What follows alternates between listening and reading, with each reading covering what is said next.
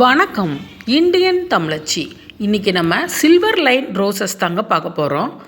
நம்ம நர்சரிக்கெல்லாம் போனோம்னா எப்பவும் ரோஸ் வாங்கக்கூடாதுங்க. ஏன்னா நம்ம வீட்டில் ஏற்கனவே இருக்கும்.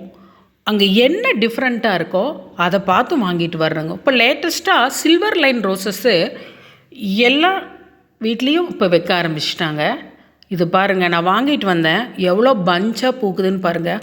மழைக்கு இன்னும் ரொம்ப பூத்துச்சுங்க. சாணி உரம், மாட்டோட தொழு உரம் இருக்கு இல்லைங்களா, அதுதான் நான் போடுறேன். வேறு எதுவுமே நான் போடுறது கிடையாது.